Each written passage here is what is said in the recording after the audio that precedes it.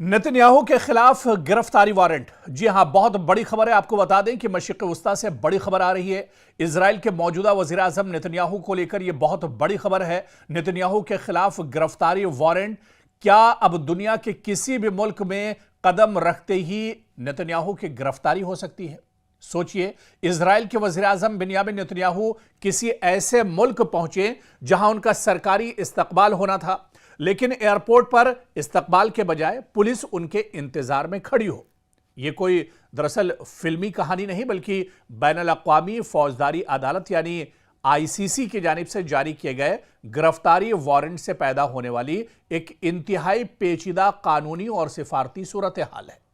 ICC ने नवंबर में Netanyahu और इजराइल के साबिक वज़ीर दिफा योआव गैलेंट के खिलाफ गजा की जंग से मुतालिक मुबैना जंगी जराइम और इंसानियत के खिलाफ जराइम के इल्जामात पर गिरफ्तारी वारंट जारी किए थे। अदालत ने इल्जामात को अभी जुर्म साबित होने का हतमी फैसला करार नहीं दिया है, बल्कि यह मुकदमे के मरहले में जारी किया गया गिरफ्तारी वारंट है। अब सवाल यह है कि आखिर ये आईसीसी है क्या और इसके वारंट का मतलब क्या होता है, क्योंकि आईसीसी यानी इंटरनेशनल क्रिमिनल कोर्ट एक मुस्तकिल बैनुल-अक़वामी अदालत है जो नस्लकुशी, जंगी जराइम और इंसानियत के खिलाफ जराइम जैसे संगीन जराइम के जिम्मेदार अफराद के खिलाफ कार्रवाई करती है। इस अदालत के रुकन ममालिक रोम इंस्टीट्यूट के तहत इसके साथ ताउन करने के पाबंद हैं। यानी अगर किसी ऐसे शख्स के खिलाफ आईसीसी का फाल गिरफ्तारी वारंट मौजूद हो और वो किसी रुकन मुल्क की हुदूद में दाखिल हो जाए, तो उसूली तौर पर इस मुल्क पर इसे गिरफ्तार करके अदालत के हवाले करने की जिम्मेदारी आयद होती है। लेकिन दरअसल आईसीसी के पास अपनी कोई पुलिस फोर्स नहीं है। वो खुद किसी मुल्क में पुलिस भेजकर नेतन्याहू को गिरफ्तार नहीं कर सकती। अदालत का इन्हिसार रुकन ममालिक के कौमी इदारों और हुकूमत पर है। यही वजह है कि मामला सिर्फ कानून का नहीं, बल्कि सियासत और सिफारतकारी का भी बन सकता है। लेकिन मसलन यूरोप के कई ममालिक आईसीसी के रुकन हैं। अगर नेतन्याहू इन ममालिक का दौरा करते हैं तो इनके खिलाफ गिरफ्तारी के वारंट की वजह से एक बड़ा कानूनी मसला पैदा हो सकता है। लेकिन किसी मुल्क की हुकूमत यह फैसला भी कर सकती है कि वो आईसीसी के साथ किस हद तक ताउन करेगी। अगर कोई मुल्क गिरफ्तारी नहीं करता तो इसके खिलाफ आईसीसी के पास सियासी या कानूनी दबाव के महदूद रास्ते भी मौजूद होते हैं। लेकिन अदालत के पास अपनी पुलिस नहीं कि वो खुद जाकर इसे गिरफ्तार कर ले। तो दरअसल यहां पर एक नुक्ता बहुत अहम है, एक पॉइंट, क्योंकि दोनों ममालिक आईसीसी की रुकनियत से पैदा होने वाली उमूमी जिम्मेदारियों के तहत पाबंद नहीं है और दोनों ने अदालत के दायरे इख्तियार पर एतराज़ात भी किए हैं।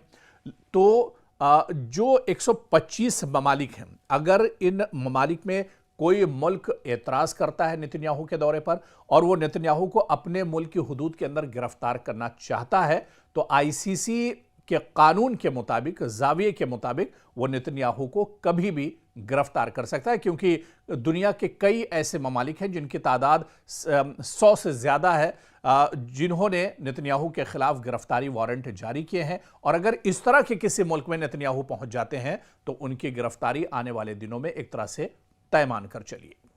और इस वक्त बड़ी खबर आ रही है, आपको बता दें कि लीबिया पर ड्रोन से अटैक किया गया है। जी हाँ, लीबिया से बड़ी खबर आ रही है जहां पर ड्रोन के ज़रिए से बड़ा हमला किया गया है। दरअसल लीबिया की जो सबसे बड़ी ऑयल रिफाइनरी है, इसे निशाना बनाया गया है। जाविया ऑयल डिपो है, इसे निशाना बनाया गया। और जाविया ऑयल डिपो जहां पर रोज़ाना 1,20,000 बैरल जो ऑयल है वो एक तरह से प्रोड्यूस किया जाता है, यहाँ पर यह हमला किया गया है। और इसके बाद पूरे इलाके में एक तरह से हलचल तेज़ हो गई है। लेकिन बड़ा सवाल ये उठ रहा है कि लीबिया पर यह हमला किसने किया है, किसकी शय पर यह हमला किया गया है। लेकिन यह हमला काफ़ी बड़ा है क्योंकि लीबिया पर बहुत दिनों के बाद इस तरह से हमला हुआ। ड्रोन के जरिए से जाविया जो ऑयल डिपो है इसे निशाना बनाया गया है।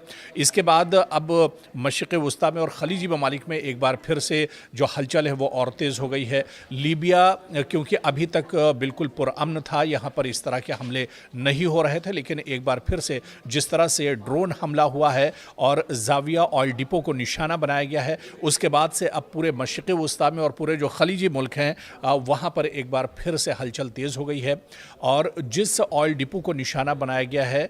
जाविया ऑयल डिपो, यहाँ पर रोज़ाना की बुनियाद पर 1,20,000 बैरल जो क्रूड ऑयल है, खाम तेल है, उसकी सफाई होती है और ये यहाँ से प्रोड्यूस होता है। यानी ये काफ़ी अहम जगह है जिसे एक तरह से टारगेट किया गया है। और आपको बताते चलें कि कई ड्रोन, दरअसल एक के बाद एक कई ड्रोन ने यहाँ पर हमला किया है, टारगेट पर निशाना साधा है और उसके बाद से यहाँ पर काफ़ी ज़्यादा तबाही की खबरें इस वक्त निकल कर सामने आ रही हैं। हालांकि शुरुआती तौर पर अभी किसी के हलाक होने या मारे जाने की खबर इस हादसे में नहीं आई है, इस हमले में नहीं आई है और ना ही तो किसी मुल्क ने अभी तक इस हमले की जिम्मेदारी कबूल की है, क्योंकि एक ऐसे वक्त पर यह हमला लीबिया में किया गया है या जाविया ऑयल डिपो पर यह हमला किया गया है जब मशरिक़ वस्ता में अमेरिका और ईरान के दरमियान कशीदगी अपने शबाब पर है।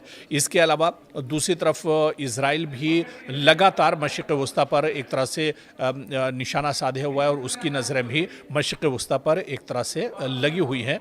तो कहीं ना कहीं ये अब सवाल उठ रहा है कि आखिर इस हमले के लिए ज़िम्मेदार कौन है, जिसने ये हमला किया है लीबिया के ऊपर। आखिर कौन दरअसल किसने यह हमला किया है?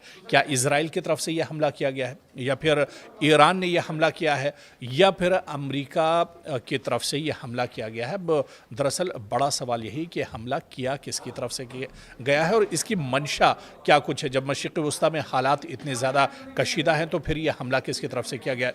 दूसरी एक बड़ी चीज़ इस हमले के पीछे ये भी है कि जब अबनाए हुर्मुज़ पूरी तरह से लॉक है, अबनाए हुर्मुज़ बंद है और दूसरी तरफ रेड सी जो है वो भी पूरी तरह से बंद है और यहाँ पर हूसियों ने इसे पूरी तरह से बंद कर दिया। और ऐसे में जब जाविया ऑयल डिपो पर यह हमला किया गया तो एक बार फिर से जो ऑयल है, पेट्रोलियम है, गैस है, इसकी किल्लत एक बार फिर से बढ़ सकती है। क्या जानबूझकर किसी की तरफ से यह हमला किया गया है? क्या वाकई में जिस तरह से पूरी दुनिया में ऑयल और गैस को लेकर एक परेशानी बढ़ी हुई है अबनाए हुर्मुज़ और रेड सी के बंद होने के बाद, क्या जानबूझकर यह हमला किया गया है? इसके पीछे आखिर मंशा क्या कुछ है? जाँच पड़ताल जब होगी और कौन कसूरवार है इस हमले के लिए, किसने ये बड़ा हमला किया है, ये जब जाँच पड़ताल होगी उसके बाद ये तमाम चीज़ें निकल कर सामने ज़रूर आएंगी। लेकिन लीबिया में जिस तरह से ये हमला किया गया है, क्योंकि आप देखिए ये बड़ा हमला है और काफ़ी दिनों के बाद लीबिया में इस तरह का ये हमला हुआ है, जिसके बाद अब हलचल काफ़ी ज़्यादा बढ़ गई है। सियासी तौर पर भी अब जो सरगर्मियां हैं वो काफ़ी ज़्यादा बढ़ गई हैं। लेकिन आने वाले दिनों में जब जांच पड़ताल होगी तब ये चीज़ें निकल कर सामने आएंगी कि किसकी मंशा पर यह हमला लीबिया के अंदर किया गया है।